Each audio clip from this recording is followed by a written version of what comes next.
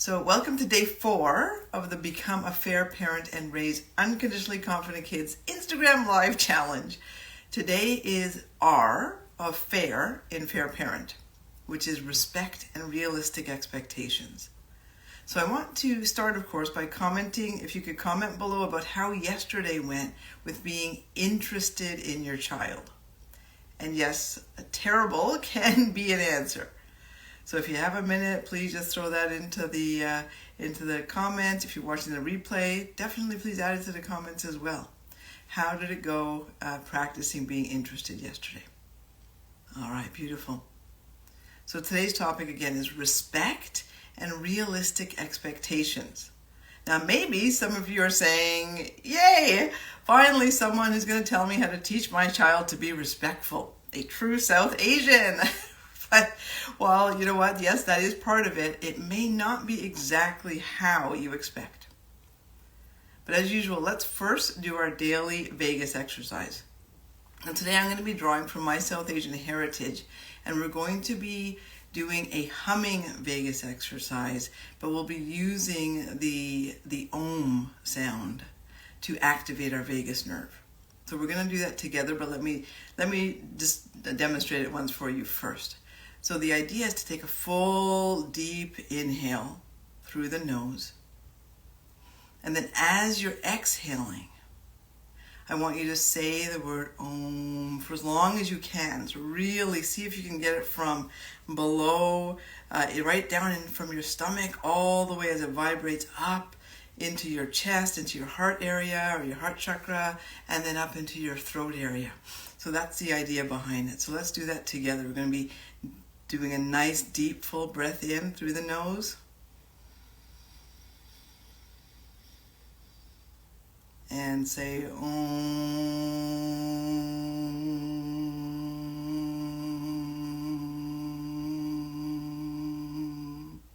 for as long as you can. And try and see if you can get that steady. I'm not that steady, but it takes practice. So let's do that again. We're going to do that 2 more times.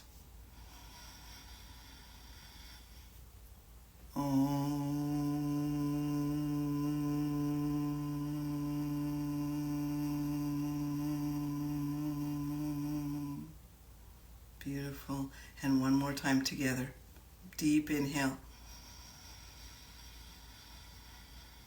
And exhaling.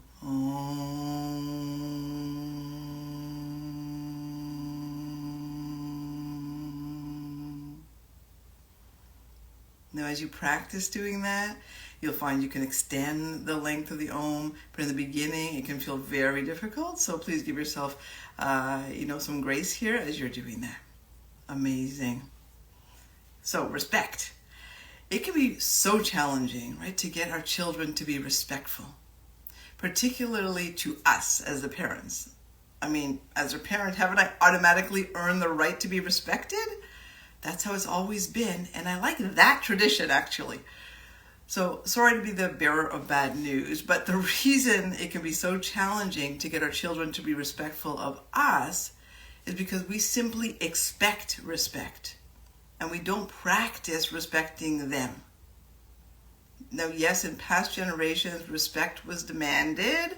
I get that, and usually through some form of fear parenting or, again, just an expectation. And children obeyed. But is that how we want to be respected? I'm sure some of you are saying, sure, why not? But let me explain why receiving respect through fearful obedience or just because we're telling them to actually doesn't bring respect. It brings fear and closes the door to a connected relationship with our kids. And without a connected relationship, it's very hard to help them truly be unconditionally confident. In order for our children to respect us, we have to role model what respect is.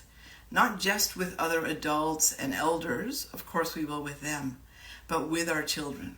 Now this is hard to do when our expectations of them are unrealistic, particularly with respect to their personalities and misunderstanding their stage of brain development. So to get a clearer picture, I'm going to share an example or a story with you that's related to personality and having unrealistic expectations with personality. Some of you may have actually heard this story before because it's a very important one to me, but it's worth hearing again, so I will go through it. So this is about my older daughter, Talina, who is now 22 years old, but this story takes place when she was in grade 7. I want you to imagine, it was 2:30 in the afternoon and my last client canceled. And when I looked at the time, I realized I could surprise Talina and pick her up from school. So super excited. I was waiting with a smile on my face, driving to school, and then waiting for her in the lineup, right? To pick up. And so I was looking at the window. I saw kids coming out. So then I jumped out of the car and started to wave, Talina, I'm here, right? So I look over and Talina's kind of like, she glanced at me, so I know she saw me, but it was just with a blank face. I'm like, okay, well, at least she saw me. So she gets in the car. And I say, hi, Talina. And I get nothing. I say, hello, Talina. Nothing. I say with a tone that conveyed that I was disappointed in her. Like I said, really? I came out of my way to pick you up and surprise you, and you can't even say hi to me? To my surprise, Talina said, are you serious? You know that I've been at school all day and that I've been putting my hand up and talking, and now I'm so tired. All I want to be is quiet. And if I can't be quiet with you, who am I supposed to be quiet with?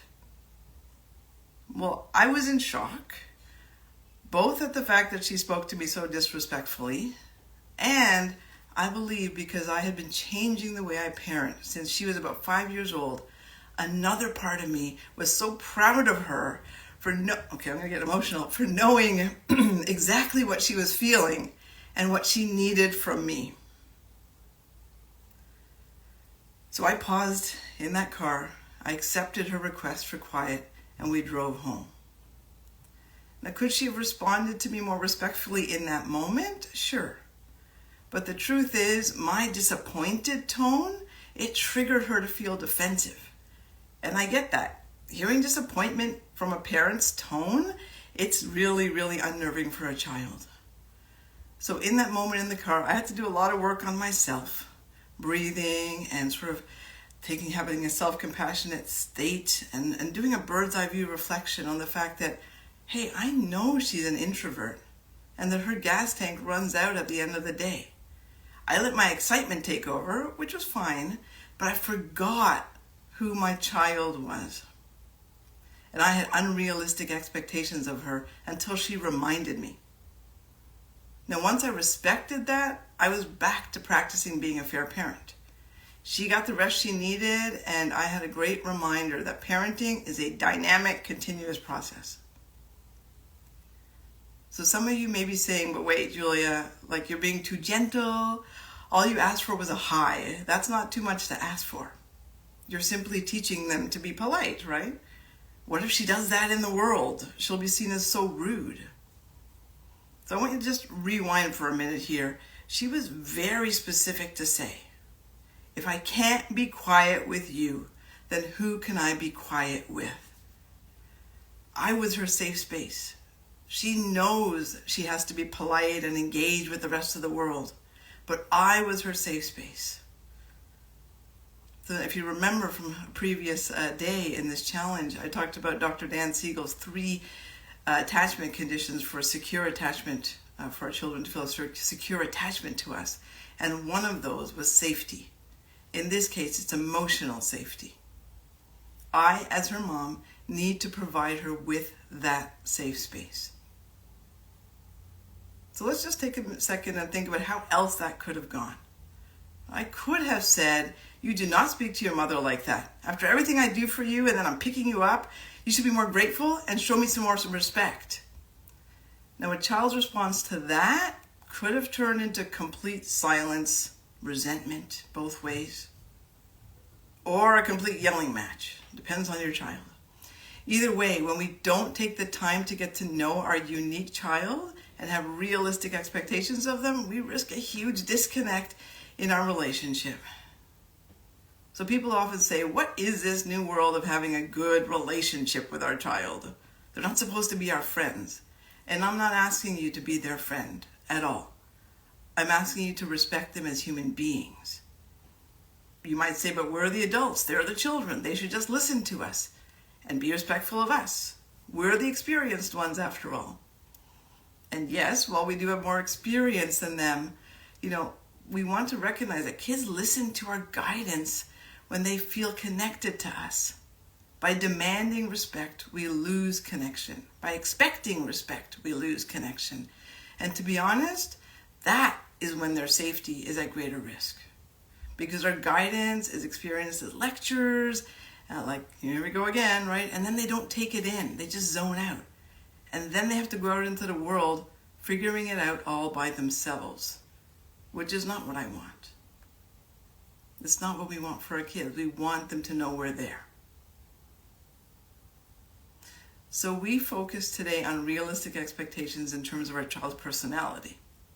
Now, because this topic is bigger than a 10-minute discussion, I've created a special bonus for you.